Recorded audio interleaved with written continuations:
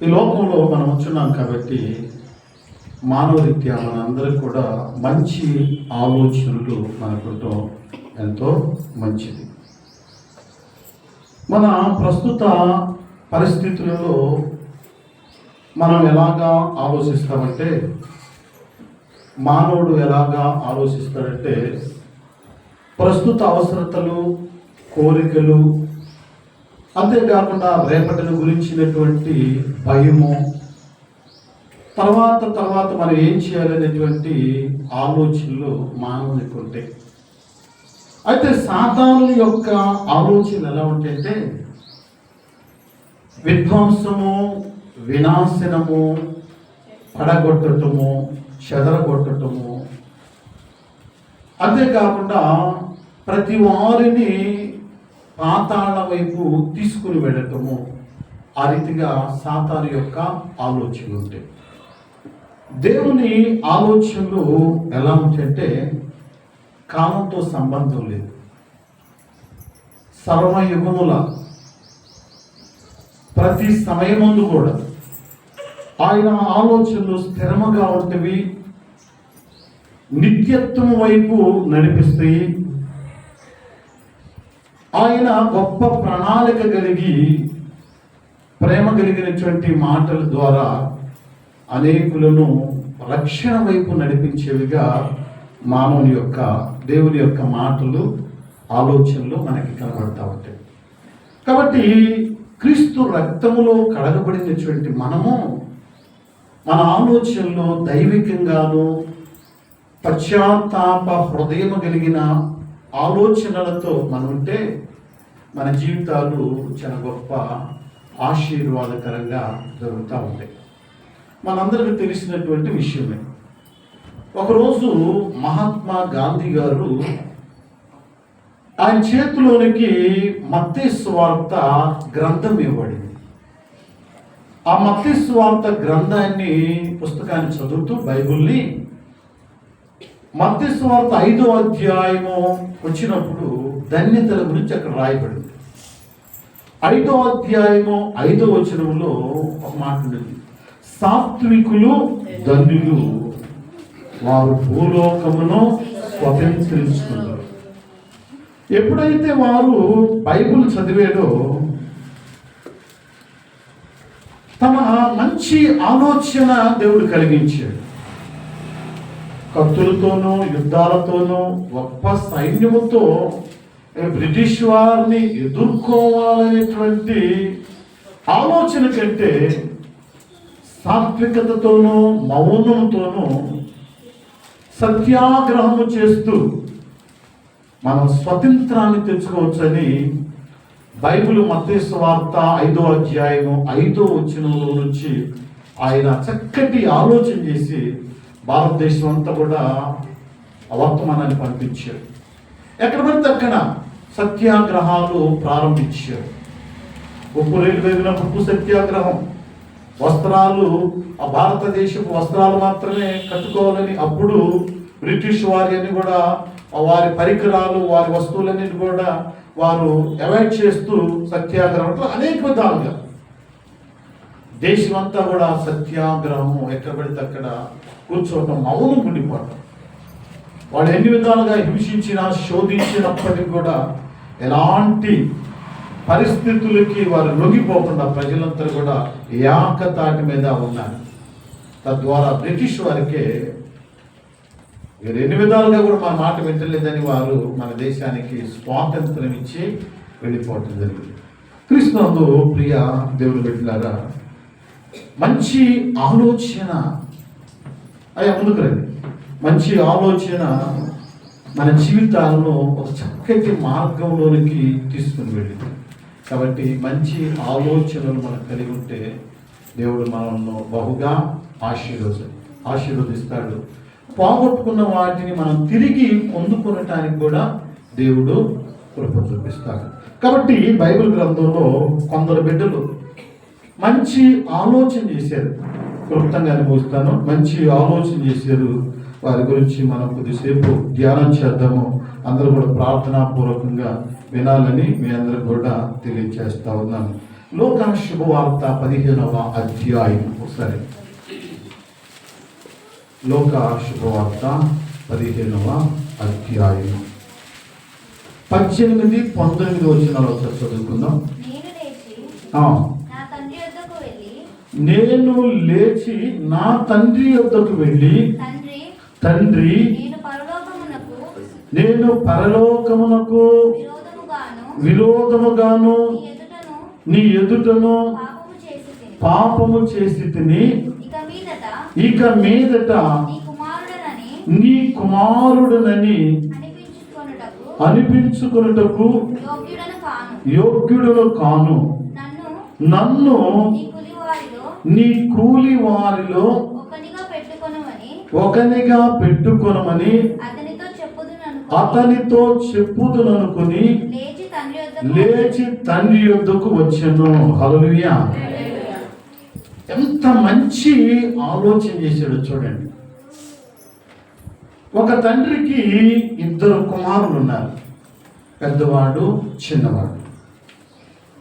పెద్దవాడు చిన్నవాడు 2 కుమారులు నుండి ఒకరోజు చిన్నవాడు తండ్రి దగ్గరికి వెళ్ళి, అయ్యా, నీవు నా ఆస్తిని, నా భాగము, మనకున్న ఆస్తిలో నా భాగమును నాకివ్వు.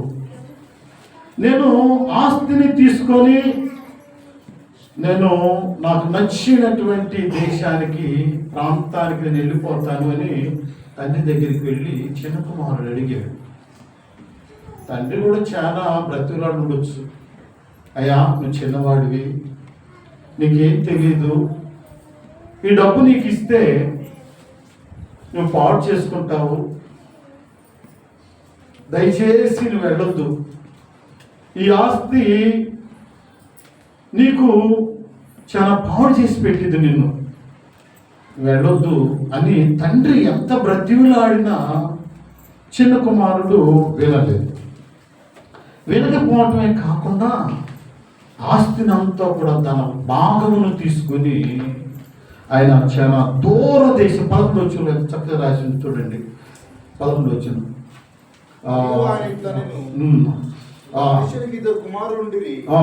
వారిలో చిన్నవాడు తండ్రి ఆస్తిలో నాకు వచ్చు భాగం ఇమ్మని తన తండ్రిని అడగగా అతడు వారికి తన ఆస్తిని పంచిపెట్టెను. కొన్ని దినములైన తర్వాత ఆ చిన్న కుమారుడు సమస్తమును కూర్చుకొని దూర దేశమునకు ప్రయాణమైపోయి, చాలు అంటే దూర దేశం, దూరంలో ఉన్నటువంటి ఆ స్నేహితుల దగ్గరికి. తనకున్న స్నేహితులందరూ కూడా లోకస్తులే. దేవుని సన్నిధిని, దేవుని ఇంటిని, దేవుని సాంగత్యాన్ని, దేవుని ప్రేమను విడిచి, తండ్రి ప్రేమను విడిచి బహు దూరంగా వెళ్ళిపోయాడు. దూరంగా వెళ్ళిపోయి అక్కడ అంచెలంచెలుగా ఆశీర్వదించబడ్డాడంటే అదేం లేదు. కింద వచ్చిన చదువయ్యా. ఆస్తిని దుర్వ్యాపారములకు పాడు చేసెను. అంతయు ఖర్చు చేసిన తర్వాత ఆ దేశమందు గొప్ప కరువు రాగా ఇబ్బంది పడసాగి చింత చేరెను. అతడు పందుల మేపుటకు తన పొలములోనికి వారిని పంపెను. ఆ పందులు తిను పొట్టుతో తన కడుపును నింపుకొన ఆశపడును గాని ఎవడును వానికి ఏమీ ఇయ్యలేదు. చూసారు ఎంత భయంకరమైనటువంటి పరిస్థితి వచ్చిందో. తండ్రి ఇంటిని విడిచిపెట్టాడు. తండ్రి బ్రతిమలాడాడు. చిన్నవాడు అయ్యానికి ఏమీ తెలియదు, బాబు నా మాటను అని ఎంత బ్రతిమలాడినా కూడా తండ్రి మాట వినలేదు. ఆస్తిని తీసుకుని వెళ్ళి అక్కడ ఉన్నటువంటి తన స్నేహితులతో అక్కడ భయంకరమైనటువంటి దురలవాట్లకు బానిస అయిపోయి ఆస్తిని అంతా కూడా ఖర్చు చేశాడు. ఆస్తిని అంతా ఖర్చు చేసి ఇక ఆయన చేతులు ఏమీ కూడా కనబడట్లేదు. ఆయన చేతులు డబ్బులు లేవు. అదే సమయంలో గొప్ప కరువు వచ్చింది. తినటానికి ఆహారం లేని పరిస్థితుల్లో పందులు మేపే ఒక అతని దగ్గర పనికి చేర్చబడ్డాడు. సరే, పందులు తినే ఆహారమైనా తిందామంటే దానిని ఇచ్చేవారు కూడా లేకపోయారు. ఎంతటి భయంకరమైనటువంటి దుర్భర పరిస్థితులు ఆ చిన్న కుమారునికి వచ్చినవి. ఎప్పుడైతే తండ్రిని విడిచాడో పందులు తినే పొట్టు తినటానికి కూడా వెనుతీయలేదు. అలాంటి పరిస్థితులు తను తెచ్చుకున్నాడు. అయితే ఆ కష్టం, ఆ నష్టం అదంతా కూడా రోజు జ్ఞాపకం తెచ్చుకున్నాడు. అయ్యా, నా తండ్రి ఇంటికాడ నేను ఉన్నప్పుడు నాకు ఎంతగా ఆశీర్వాదం కలిగింది, నన్ను ఎంతగా నా తండ్రి ప్రేమించాడు, ఎంతగా నన్ను ఆదరించాడు, నాకు ఒక ఉన్నత స్థితిని నా తండ్రి ఇచ్చాడు కదా. ఈరోజు నేను ఆ యొక్క గొప్ప ధన్యతను పోగొట్టుకున్నాను. నేను తిరిగి నా తండ్రి ఇంటికి వెళ్ళాలని గొప్ప ఆలోచన చేయబడ్డాడు. అందుకనే 1819లో ఆయన ఒకప్పుడు నా తండ్రి ఇంటికాడ ఎలా ఉంది, నేను ఇక్కడికి వచ్చిన నా పరిస్థితులు ఎలా ఉన్నాయి, తిరిగి నేను నా తండ్రి ఇంటికి నేను వెళ్ళాలి. ఒక గొప్ప ఆలోచన తన జీవితాన్ని మార్చేసింది. మీ గతంలో కూడా చెప్పారు, ఒక తండ్రి వృక్షాన్ని దొక్కుతూ తన కుమార్తె వివాహం కొరకు రూపాయి కూడబెట్టి రైల్వే ప్లాట్ఫారం పక్కన ఒక చిన్న గుడిసేసుకుని ఉంటున్నారు. ఒక చిన్న పూరి జరిగినటువంటి సంఘటన, చిన్న పూరి పాక వేసుకొని అక్కడ ఉంటూ, అయితే కుమార్తె వివాహం చేయాలని రిక్షా తొక్కుతూ రూపాయి సమకూర్చుకొని జాగ్రత్త తండ్రి దాస్తే ఒగ్గాన కుమారుడు ఏం చేసితే ఆ డబ్బులన్నీ దొంగిలించేసి ఆ ధనాన్ని వేరే హైదరాబాద్ ప్రాంతానికి వచ్చేసేసి జలసాలకి ఖర్చు పెట్టేసేసి రోగి అయిపోయి ఉన్నాడు. ఆదరించేవాడు లేరు, ఇక్కడ పట్టించుకునేవారు లేనటువంటి పరిస్థితులు వచ్చాయి. అప్పుడు జ్ఞాపకం చేసుకున్నాడు ఈ కుమారుడు, అయ్యో నా తండ్రి కష్టపడి రిక్షా తొక్కి నన్ను నా కుటుంబాన్ని పోషించాడు, నా సహోదరి కొరకు వివాహం కొరకు సిద్ధపరిచినటువంటి ధనాన్ని నేను దొంగిలించి తీసుకుని వచ్చి ఇక్కడ వ్యసనాలకు జలసాలకు బానిసన అయిపోయి ఖర్చు పెట్టాను. ఈరోజు నా పరిస్థితి ఏది బాగలేదు అని తండ్రి దగ్గర ఉన్నటువంటి ప్రేమను జ్ఞాపకం చేసుకొని తండ్రికి ఒక ఉత్తరం రాశాడట ఆ దినాలు. అయ్యా, నేను చేసింది చాలా తప్పే, నీవు గనక నన్ను గనక తిరిగి చేర్చుకుంటే మన ఇంటి మీద ప్రక్కనే ఉన్నటువంటి చెట్టుకి ఒక తెల్లని జెండా కట్టు, నువ్వు నన్ను చేర్చుకపోతే ఈ ట్రైన్ ఎక్కడి వరకే తేలుతుందో అక్కడికి వెళ్ళి నా జీవితాన్ని ఆ దినంతో ముగించేసుకుంటానని ఒక ఉత్తరం రాశాడు. తండ్రి ఆ ఉత్తరాన్ని చూశాడు. కొన్ని దినాల తర్వాత ఈ కుమారుడు బయలుదేరి వెళుతూ ఉన్నాడు. ఇక ఆ స్థలం వస్తుంది అనగా, ఆ తండ్రి ఇల్లు వస్తుంది అనగా ఆందోళన, భయం. నా తండ్రి నన్ను చేర్చుకుంటాడో లేదో, నా తండ్రి నన్ను ప్రేమిస్తాడో లేదో, నేను ఇంత నష్టం చేశాను కదా, నా సహోదరి వివాహం కొరకు సిద్ధపరిచిన ధనాన్ని నా వ్యసనాలకు బానిస్తనై నేను ఖర్చు చేశాను కదా, నా తండ్రి నన్ను చేర్చుకుంటాడో లేదని ఆందోళన, దుఃఖాభరితమైనటువంటి పరిస్థితులు అలుముకున్నాయి. కొద్ది దూరం వెళుతూ ఉండగా, ఇంటి సమీపంలోనికి ట్రైన్ వెళుతుండగా ఆ ఇంటి మీద తెల్లని జెండాలు ఒకటి కాదంట, అనేకమైనటువంటి తెల్లని జెండాలు కట్టి ఎంతో సంతోషంతో కుమారుని కొరకు తండ్రి తన కుటుంబము ఎదురు చూస్తా ఉన్నాడు. ఈ కుమారునికి చెప్పలేనటువంటి ఆనందం, అవధులు లేనిటువంటి సంతోషం. త్వరగా ట్రైన్ దిగేసి పరిగెత్తుకుంటూ వెళ్ళి తన తండ్రిని హత్తుకొని సంతోషించాడు. తండ్రి దగ్గర పశ్చాత్తాపడ్డాడు. ఈరోజు ఒక గొప్ప సేవకుడిగా మార్చబడ్డాడు. ప్రియులారా, ఈ లోకపు తండ్రి ఎంతగా మనల్ని ప్రేమిస్తే, పరలోకపు తండ్రి దగ్గరికి మనం తిరిగి వస్తే ఆయన మనల్ని ఎంతగా ప్రేమిస్తాడు. మనలో ఉన్నటువంటి బలహీనత, ఏ బలహీనత మనల్ని తండ్రి నుండి దూరం చేసిందో, ఏ పరిస్థితుల్లో దేవునికి మనకి మధ్య అడ్డుగా ఉన్నాయో, ఏ బలహీనతను బట్టి ప్రభుతో నీవు సాంగత్యం చేయలేకపోతున్నావు, ఏ బలహీనతను బట్టి దేవుని సన్నిధానానికి నీవు రాలేకపోతున్నావేమో, దేవుని సన్నిధిలో ఆలోచన చేశాయా, నువ్వు సర్వశక్తిమంతుడైన దేవుడు, తప్పిపోయిన కుమారుడను ఏ రీతిగా నీవు హక్కున చేర్చుకున్నావో, నన్ను కూడా ప్రభువా నాకున్నటువంటి ప్రతి బలహీనతను నేను విడిచిపెట్టి నేను హత్తుకునే కృపను నాకు దయచేయమని ఆలోచన చేసి ప్రార్థనాపూర్వకము ఆయన పాదాల దగ్గర మన తప్పు నొప్పుకుంటే, తండ్రి ఏ రీతిగా ఆ చిన్న కుమారుని దూరముగా ఉండగానే పరిగెత్తుకుంటే కౌగిలించుకొని మెడ మీద ముద్దు పెట్టి ఎట్లాగా తనను చేర్చుకున్నాడు, మన దేవుడు కూడా అంతే. మన ప్రభువు కూడా మనలను ఆయన ఉచితమైన కృప చేత పోగొట్టుకున్నటువంటి కుమారత్వమును తిరిగి మనకి అనుగ్రహించటానికి, పోగొట్టుకున్నటువంటి రక్షణ ఆనందమును తిరిగి మళ్ళా మనం పొందుకోవటానికి ఆయన దినమంతయు మన కొరకు చేతులు చాచుచున్నాడు.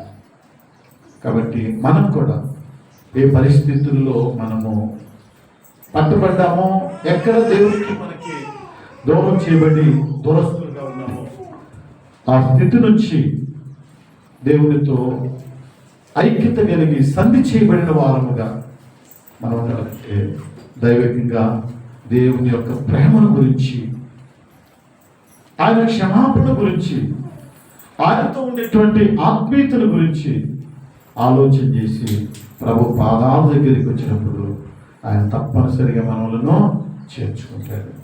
కాబట్టి మంచి ఆలోచన యవనస్తుని జీవితాన్ని మార్చేసింది. తిరిగి ప్రశస్తమైనటువంటి గొప్ప దైవికమైనటువంటి తండ్రి దగ్గర ఉండే భాగ్యమును అనుగ్రహించబడింది. రెండవది కూడా మనం చూసినప్పుడు మార్కు శుభవార్త, సార్ 5వ అధ్యాయంలో పెట్టాం. మార్కు శుభవార్త 5వ అధ్యాయము 27వ వచనం నుంచి చదువుదాం. 27వ వచనం నుంచి. మరియు ఆమె యేసుని గూర్చి విని, బాగా చూసి వినే చదవనమ్మా. ఆమె యేసుని గూర్చి విని, నేను ఆయన వస్త్రములు మాత్రము ముట్టిన బాగుపడుదుననుకొని జన సమూహములలో ఆయన వెనుకకు వచ్చి ఆయన వస్త్రము ముట్టెను. చాలు. 12 ఏళ్ల నుండి 27వ వచనంలో ప్రారంభించబడింది.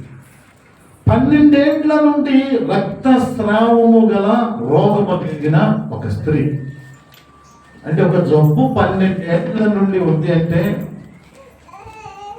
అది కూడా నలుగురు చెప్పుకునేటువంటి వ్యాధి కాదు. ఇది అంట రక్తస్రావము కలిగినటువంటి స్త్రీ, అంటే తనకి రక్తం కారుతానే ఉండేది.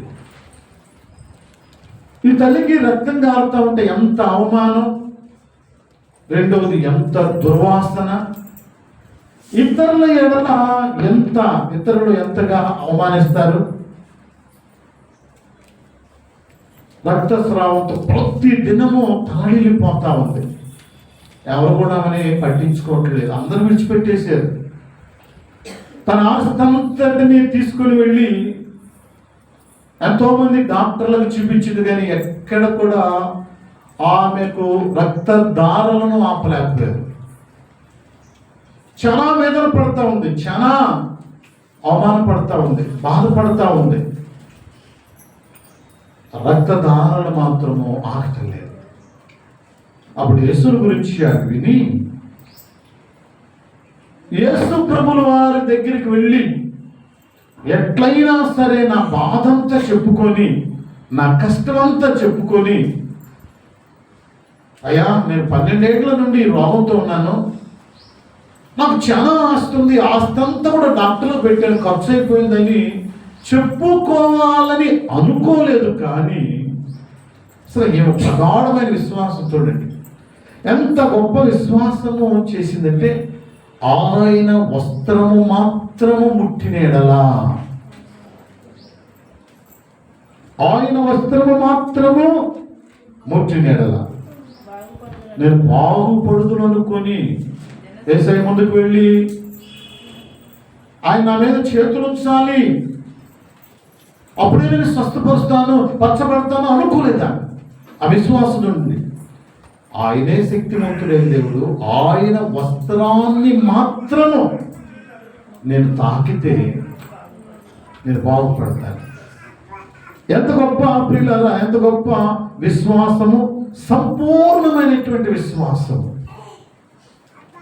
సంపూర్ణమైనటువంటి విశ్వాసముతో ప్రభు దగ్గరికి వెళ్ళి జనసమూహంలో ఆయన వస్త్రపు శంకును మాత్రము ముట్టింది. 12 సంవత్సరాల నుంచి రక్తదారులవుతున్నటువంటి ఆ రక్త స్రావము కలిగినటువంటి ఆ స్త్రీ యొక్క రక్తదారులు ఆ క్షణమే ఆగిపోయారు. హల్లెలూయా! ఏ మనుషుడికి, ఏ డాక్టర్కి సాధ్యము కానిది ఆ రక్తదారులు ఆ క్షణమే ఆగిపోయారు. ప్రభు అంటాడు, నాలో నుంచి ప్రభావం బయలు వెళ్ళింది, నన్ను ముచ్చిన వారు ఎవరు? శిష్యులు అంటారు, అయ్యా ఇంత పెద్ద సమూహంలో ఎవరో మీకు తగిలుంటారు. లేదు లేదు, వారు నన్ను ముచ్చారు, నాలో నుంచి ప్రభావం వెళ్ళింది. కాబట్టి ఆయనకి తెలియక కాదు, ప్రభువు తెలియక కాదు, తన జీవితంలో దేవుడు చేసిన గొప్ప కార్యము ఆ ప్రజలందరూ ఎదుట తెలియచేయబడాలి. తన సంపూర్ణమైనటువంటి విశ్వాసము అనేకులు తెలుసుకోవాలి. ఆమె మంచి ఆలోచన, చిన్న ఆలోచన ఆ జీవితాన్ని మార్చేసింది. 12 ఏళ్ల నుండి ఉన్నటువంటి ఆ భయంకరమైనటువంటి రక్తస్రావము కలిగినటువంటి ఆ వ్యాధి ఆ దినంతో ఆగిపోయింది. వెళ్ళారా? ఈరోజు వ్యాధులు లేనటువంటి మానవుడు అనేవారు లేరు.